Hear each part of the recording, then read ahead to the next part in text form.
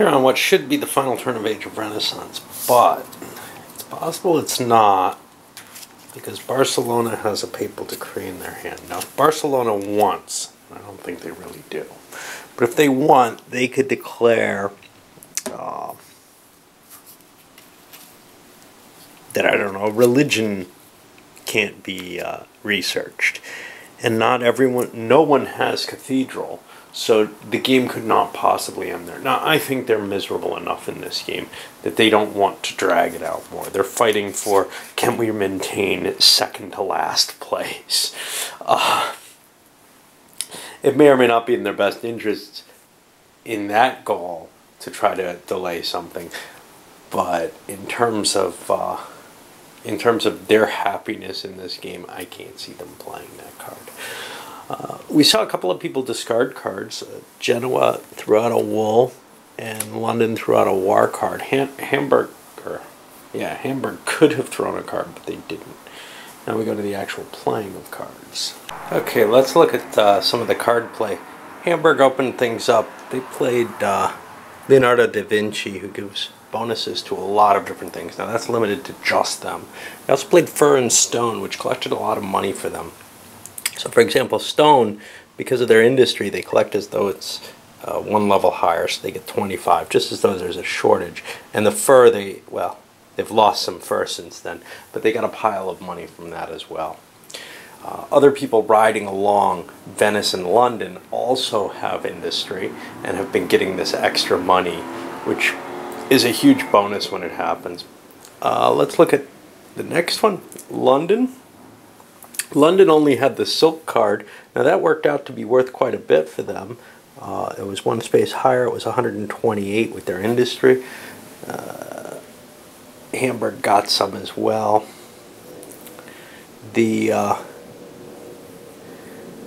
Let's see. Some of the interesting events ended up in odd hands, actually. People who maybe didn't do what would be expected with it. Let's look at Barcelona, who played this fella, Andreas Vesalius.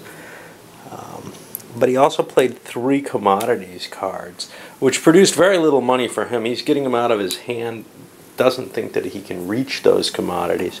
His plan is to go for silk. By firing these off, well, one of them, cloth, was good for him, but it was also good for some other people who had industry. He doesn't have it, so while he got an advantage, it wasn't as heavy as perhaps it could have been. We go to Venice, and Venice played a wine card. With the wine shortage, that reduced the value to Genoa. It was fine for Hamburg, though, or anyone else who had wine. And then they played the Black Death and targeted Area 5. And you can see Hamburg and London lost a lot of territory there. And that's going to hurt them a little bit. They're still in competition. It probably hurt Hamburg more. They had more things there.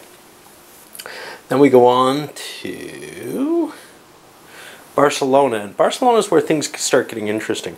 They played Ibn Majid to give them some points and covered them with some money, as Genoa covered theirs with some money, figuring that somebody's going to want these things and I'm going to break even at the worst. And the people who want them are at the very top. There's a couple of people who definitely want at least one of these. So playing piracy, he targeted timber areas. In particular, he targeted Hamburg's home, this one, and then one of the French or Parisian ones. And then he played a papal decree against exploration, further limiting France's ability to expand as opposed to anyone else. He would have rather picked commerce. He thinks that would be more helpful, but that's not an option on papal decrees. Religion or science would have prevented the game from ending this turn, something he doesn't want to happen, and he really doesn't want to happen. Finally, going over to Paris. Well, Paris played an enlightened ruler. No help there except to get the card out of his hand. He's already sitting on one bone with the Crusades. He's got a timber card, which he wants to bring into play, and he's just been stripped of some of his timber. Kind of upset about this, he played Alchemist Gold, over on Barcelona, one of the few players who doesn't have laws. Well, actually quite a few players don't have it. But you can't hit the leaders with this. They all have laws of batter. So it wasn't that dicky a move, but it's where he wanted to play it anyway. He wants to beat Barcelona, and Barcelona wants to kick him down. The question is, could either of them have passed Genoa? And I don't know. The exploration limit doesn't hurt Genoa at all, but the other limits would have been painful in terms of extending the game. All right, on to the purchase phase. Well, let's look at what we got for purchases. Hamburg, London, they cleared it out. The game's over at the end of this turn. There's no question. They bought all their requirements. And if they hadn't been able to, Barcelona would be really pissed because they played their papal decree with that understanding in mind. Who else? Well, we see also a lot of gain made in the misery index, Hamburg especially, but London and Genoa, down to where they're not losing that much per box that Hamburg has over them. Once we get up here, we're seeing people who were on the bottom end anyway, other than maybe Venice. Venice was the one we thought maybe is in the competition here. Well, I think Genoa may beat Venice based on that in and of itself. In fact, in terms of chart, Venice only got Enlightenment, Proselytism, Cosmopolitan. Genoa got Cosmopolitan, Interest and Profit, Industry, putting them up there, and Enlightenment. They're pretty much in the same realm. They may actually be ahead of Venice in terms of total points at this point. Outside of the misery index. Barcelona, not able to get a lot here. They picked up, I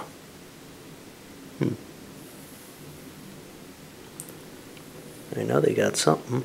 There's Barcelona. They picked up Cosmopolitan, but that's all they were able to get. Paris got nothing. Paris had enough money left to buy themselves a boat level increase. You know, they don't even have a hope of getting out of last place, really. All right, so I guess we move on to the expansion phase. Now, things are a little weird here because people with Cathedral, and in particular, that's just London and Hamburg, could have switched spots with someone who doesn't have it. Is that how? No, not Cathedral. I'm sorry. Cathedral allows you to automatically win combats. Who lets you switch? Renaissance. Okay, let's see who has Renaissance. Renaissance is, again, obviously London and Hamburg. Nobody else picked it up. So, yeah, they're allowed to swap position with someone else. And if they weren't in the best positions because of low token mix purchases, which they kind of counted on. They said, you know, money wasn't the issue. The issue here was I want to go early, and I want to make sure I have enough money to win. But we see a lot of hundreds over here and over here. The truth of the matter is, though, neither one really needed a lot of tokens to gain much. They're probably going to be working on filling in the things they can without conflict that they already held before they got plagued. We'll see how that goes. But otherwise, somebody would, had they bid more tokens, they would have been able to slide their player order further up with the presumption that certain players probably would not be getting the Enlightened or the Renaissance ability. They also have the Cathedral ability, which allows them to automatically win battles against people who don't have it. So they may not pick on each other at this point because they can just declare a single victory against each opponent who doesn't have it. All right, I'll clean up the cards and get started. So here we're running into a problem that I have even in opposed play, but it's much worse in the solitaire play. A knowledge of what cards have happened could be very, very helpful. For example, both Hamburg and London were playing, and equally good places for the most part to play. But I don't know whether or not all the silks, all the spices, whatever, which things have actually played out and which things are available. Now, vaguely at the back of my mind, I do remember what other people have hidden in their hands, which isn't very helpful. But the truth is, this is the kind of processing, trying to figure out what was there. Memory-wise, it's not easy for me. And if I looked through the deck, that would be too much effort for the kind of thing it is. I know it's been a long game, and you would think a little bit extra effort on ending the game would be cool, but to tell you the truth, I don't like the card counting aspect of things like that. I try to avoid that. Anyway, guess we're moving on. Either one had a lot of pieces, so they couldn't really play for much. We'll go with the rest of the powers. So now we hit a bit of randomness to shake up the end of the game. We know one of the two winners is going to be London or Hamburg. That's almost guaranteed.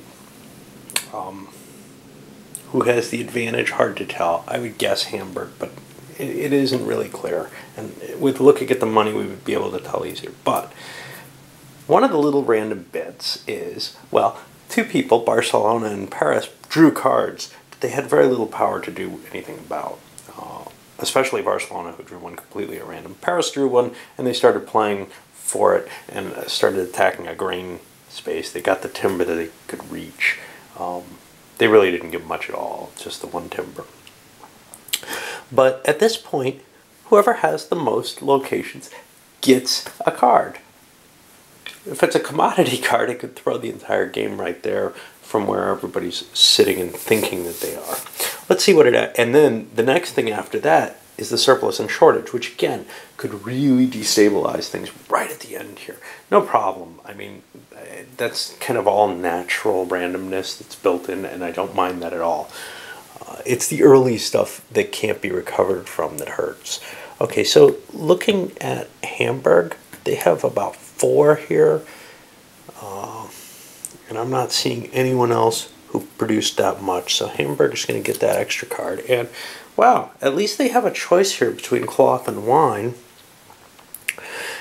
Neither one's terribly useful for them. Cloth's a little better. They'll probably pick that. We'll see. And let's roll those surpluses and shortages, I guess. And we get a shortage in 7. A wine shortage. That makes that not the least bit more attractive for Hamburg, except that Venice doesn't get it as well. And London doesn't. So they may actually do that. And a surplus in 7 as well, so nothing happens. Okay, well, it's neutralized out. They probably would have gone with the wine one.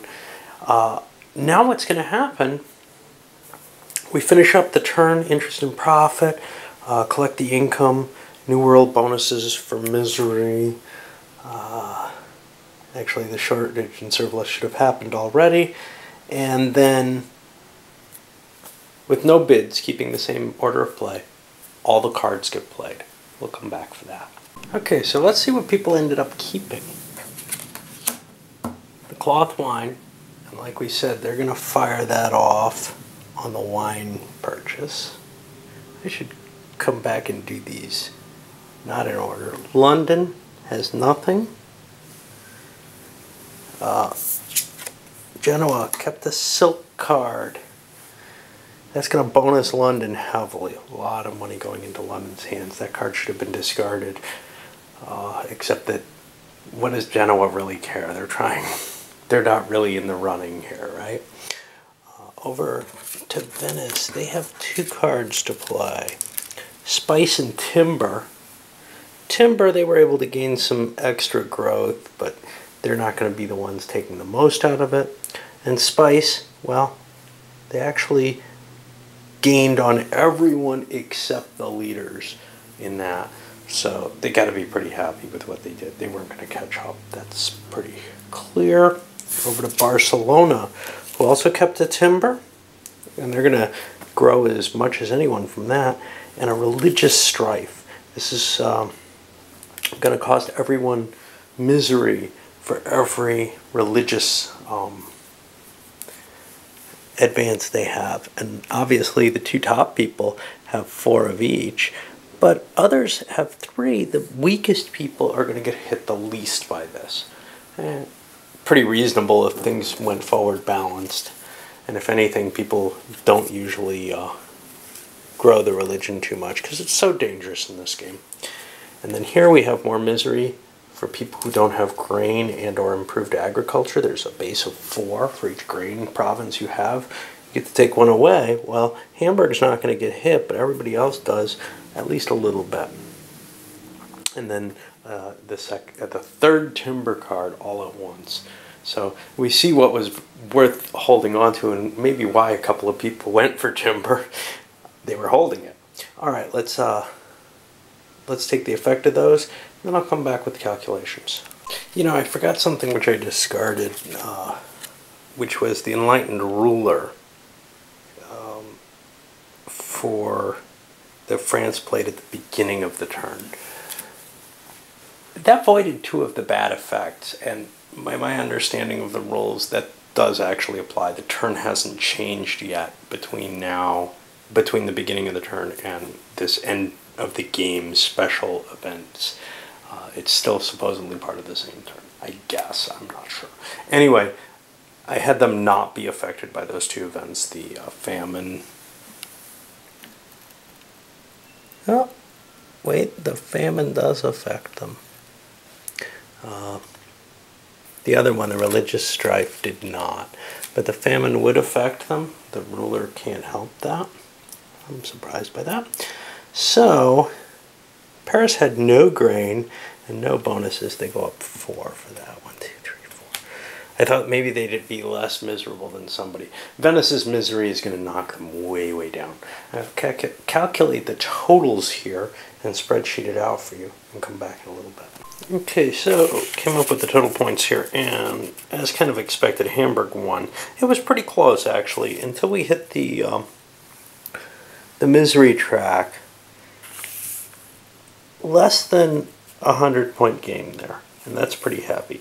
But then it pulled away a little bit because of Hamburg's bonuses on the misery track. But you can see a humongous variance in scores in a way that even games like 1830 that maybe you can tell pretty early that you're not going to win probably don't reach. You know, where people who kind of felt like they were in it until right at the very end are maybe half the score, you know? I mean, if you look, Venice is only at 1174. Now, that's because of the misery that they built up. Genoa did actually quite well, only 1,000 points behind. Only 1,000? Yeah, I mean, that's a third of the distance, but still. Barcelona, not well at all, and Paris couldn't even break 0. That's often the case with someone who's doing very poorly. And this kind of distribution is pretty common for me when I play solitaire. Somebody gets hosed pretty bad, and when I play opposed, well, usually I get hosed pretty bad. So it's hard to really tell, you know, how... I haven't watched a good game of it, and I don't feel comfortable enough, although I've played several times, I don't feel at all comfortable in saying, you know, I really think that the game is not competitive, but that's where my feeling lies, is that once you reach a certain level of competitive quality, there's still enough luck in it that's going to be a problem. I'll go into that more probably again in the review session, but I got to clean up for now.